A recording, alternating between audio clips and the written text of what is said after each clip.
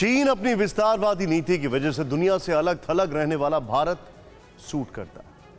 और जब जब भारत और अमेरिका करीब आए हैं तब तब चीन ने एंटी अमेरिकन सेंटिमेंट का प्रोपेगेंडा चलाया। चीन का यह प्रोपेगेंडा एक बार फिर तब शुरू हुआ जब ट्रंप एडमिनिस्ट्रेशन ने 2017 में क्वाड को रिवाइव किया और जो बाइडेन प्रशासन ने उसे नई धार दी। उसके बाद से ही चीन बार बार भारत की गुटनिरपेक्ष नीतियों की तारीफ कर रहा है और अमेरिका का जूनियर पार्टनर बनने के विचार का उपहास उड़ा रहा है। लेकिन भारत अब क्वाड में ऐतिहासिक भूमिका में नजर आ रहा है। बड़ी खबर, बीजिंग की बौखलाहट की क्वाड की मीटिंग के पहले से शुरू हो गई थी। इस वक्त की बड़ी खबर हम आपको बता रहे हैं और मुद्दा भी विस्तारवादी था। तब अमेरिकी राष्ट्रपति जो बाइडेन ने ताइवान को लेकर चीन को डायरेक्ट वार्निंग दी। जरा सोचिए, किसी मुल्क में अगर महज 20-22 दिनों में दुश्मन देश के 30 फाइटर जेट घुस जाए तो फिर क्या होगा? आसमान में दुश्मन के 10 बॉम्बर और 9 लड़ाकू हेलीकॉप्टर गरजे, एक साथ 7 लड़ाकू विमानों ने सीमा लांघी, तो फिर इस इशारे को क्या समझा जाए? मई के महीने में यह सब कुछ हुआ। ताइवान में घुसपैठ करने वाला उसका पड़ोसी चीन है। जंग की आहट और अदावत की तैयारी आसमान से लेकर जमीन और जल तक चल रही है। इस बीच अमेरिका ने क्वाड समिट से पहले ताइवान को लेकर चीन को बड़ी वार्निंग दी है।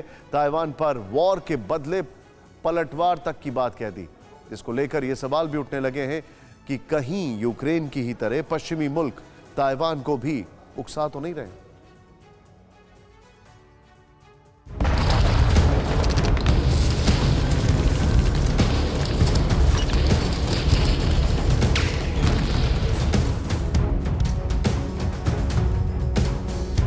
WW3 का सिग्नल एक और वॉर फ्रंट।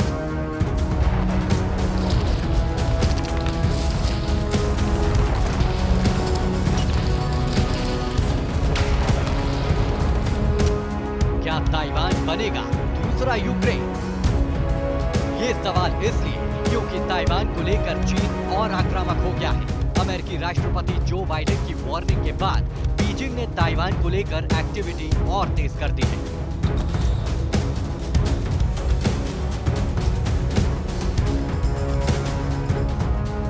ताइवान से जो बिग न्यूज आ रही है उसके मुताबिक चाइना के विमान ने ताइवान के एयर डिफेंस आइडेंटिफिकेशन जोन में घुसकर ताइपे को उकसाया। चीनी फाइटर जेट लगातार ताइवान के एयर डिफेंस जोन में घुसपैठ कर रहे हैं। चीन की नौसेना ने ताइवान स्ट्रेट के पास भी जंगी पेड़ों को तैनात किया है। पीएलए ने ताइवान के समुद्री इलाके के पास वॉर एक्सरसाइज भी की है और एक वायरल ऑडियो में जिनपिंग की ताइवान पर हमले की योजना का खुलासा हुआ है। सवाल है कि आखिर चीन जैसे शक्तिशाली मुल्क के सामने ताइवान का हश्र क्या होगा? क्या बाइडेन की वार्निंग दो सुपर पावर मुल्क के बीच महायुद्ध का इशारा कर रही है? दरअसल जापान की जमीन ने ताइवान को लेकर बाइडेन चीन को बड़ी नसीहत दी, पहली बार जंग की खुली चेतावनी दी। You didn't want to get involved in the Ukraine conflict militarily for obvious reasons. Are you willing to get involved militarily to defend Taiwan if it comes to that? Yes. You are. That's a commitment we made.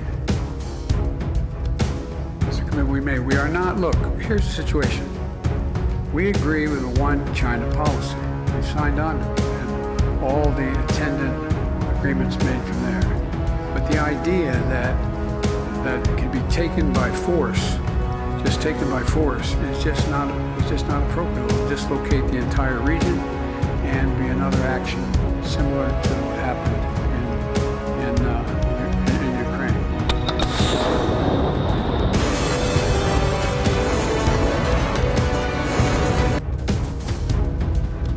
हालांकि blue battle ground में चीन और America के बीच ललकार और यलकार नई बात नहीं है, लेकिन इस बार संकेत भीषण युद्ध की तरफ इशारा कर रहे हैं। बीजिंग ने भी इसका विस्फोटक प्लान तैयार किया है।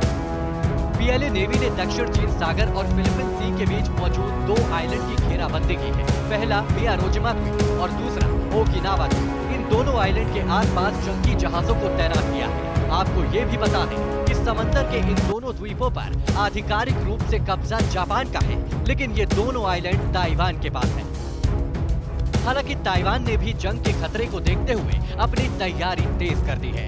मिराज 2000 लड़ाकू विमानों को ताइवान स्ट्रेट में तैनात कर दिया है। अपने एयर डिफेंस सिस्टम को भी मजबूत किया है। उधर ताइवान की मदद के लिए अमेरिका ने अपने जंगी बेड़ों को पहले ही साउथ चाइना सी में उतार दिया है। अमेरिकी मिसाइल डिफेंस सिस्टम को भी ताइवान के समुद्री इलाकों में तैनात कर दिया गया है ताकि जिनपिंग की विस्तारवादी सोच को कंट्रोल किया जा सके।